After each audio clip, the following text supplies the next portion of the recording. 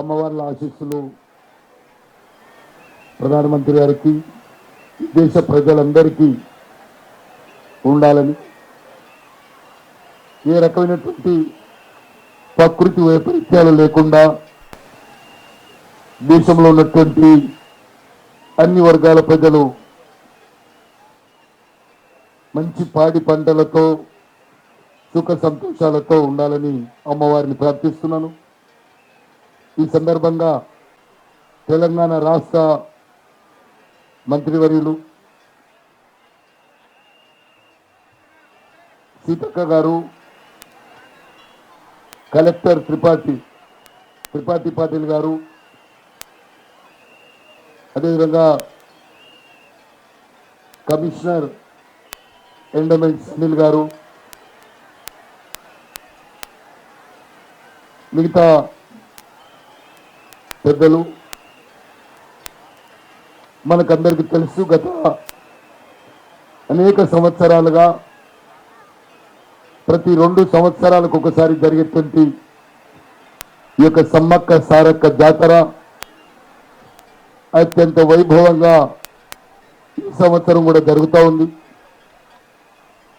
మన ఉభయ తెలుగు రాష్ట్రాలే కాకుండా కర్ణాటక, ఒరిస్సా, ఛత్తీస్గఢ్, మధ్యప్రదేశ్, మహారాష్ట్ర లాంటి రాష్ట్రాల నుంచి కూడా చాలా పెద్ద ఎత్తున భక్తులు వస్తూ ఉంటారు. ఈ సంవత్సరం ప్రత్యేకత ఏంటంటే సమ్మక్క సారాలమ్మ పేరుతోటే కేంద్ర ప్రభుత్వము ఇక్కడ సెంట్రల్ యూనివర్సిటీ ట్రైబల్ సెంట్రల్ కేంద్ర ప్రభుత్వము ఇక్కడ central university tribal central university ఏర్పాటు చేయడము చాలా సంతోషకరమైనటువంటి అంశం.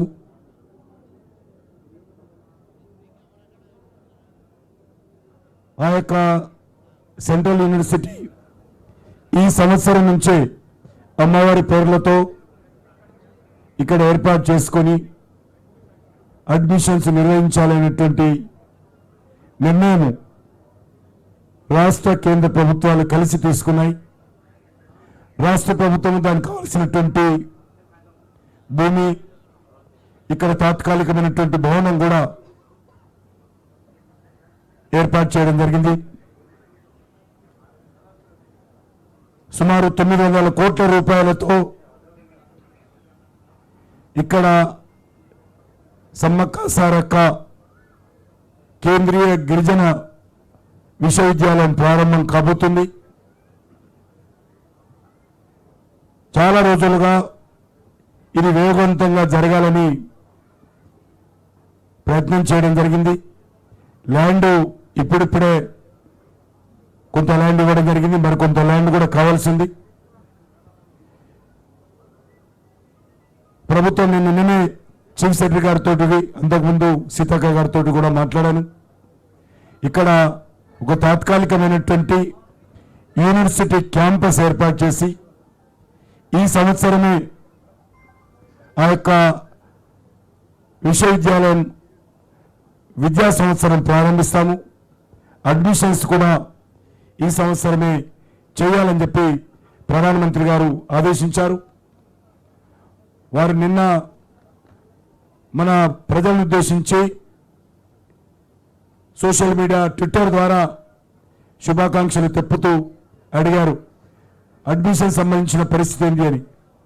నేను వెంటనే రాష్ట్ర ప్రభుత్వ చీఫ్ సెక్రటరీతో మాట్లాడిన తర్వాత వారు కూడా సానుకూలంగా ఇక్కడ తాత్కాలిక భవనం ఏర్పాటు చేయడం కోసం నిర్ణయం తీసుకోవడం జరిగింది.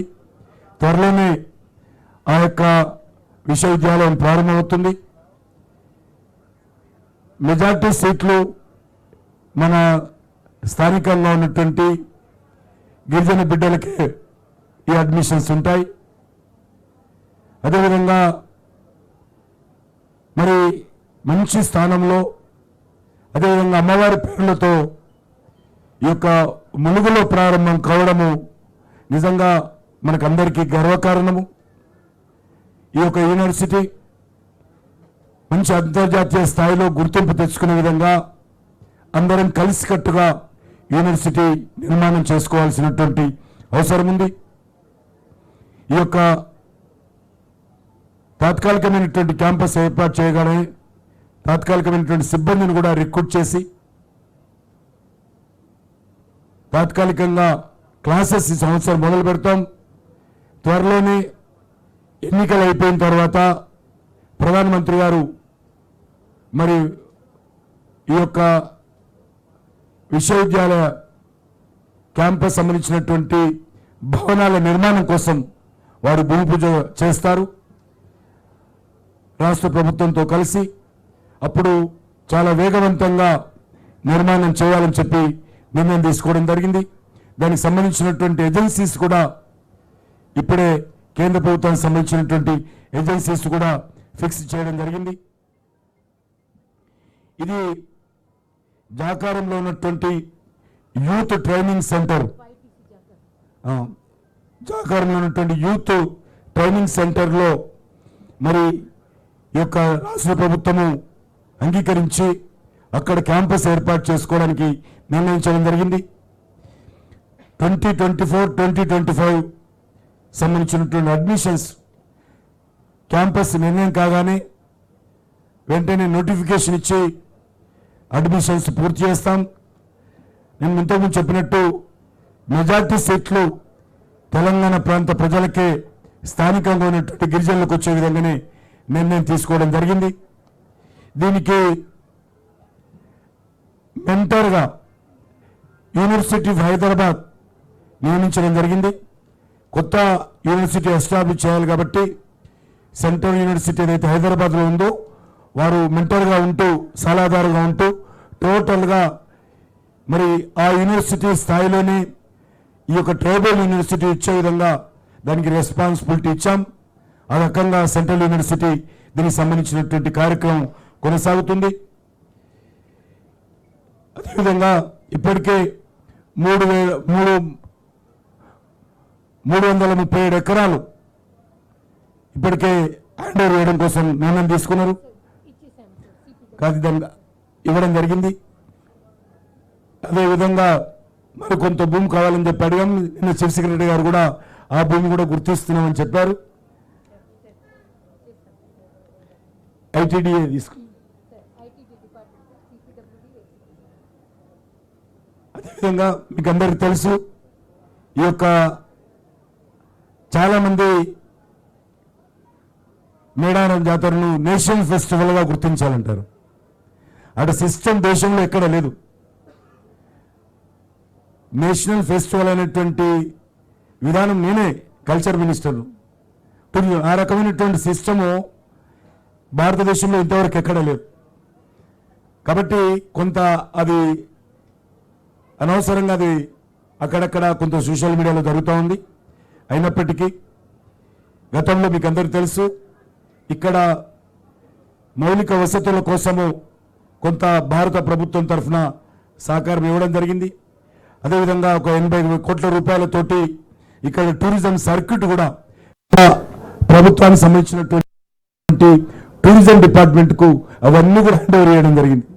అవన్నీ కూడా టూరిస్టులు వచ్చినప్పుడు 364 డేస్ వాళ్ళకు కావలసినటువంటి మినిమం ఫెసిలిటీస్ అంటే రూమ్స్ కావచ్చు, రెస్టారెంట్ కావచ్చు, హాల్స్ కావచ్చు, ఇవన్నీ కూడా ఏర్పాటు చేసి ఇవ్వడం జరిగిన విషయాన్ని ఈ సందర్భంగా మీకు మనవి చేస్తూ ఎంత తొందరగా వీలైతే అంత తొందరగా ఈ యొక్క యూనివర్సిటీ ప్రారంభిస్తాం.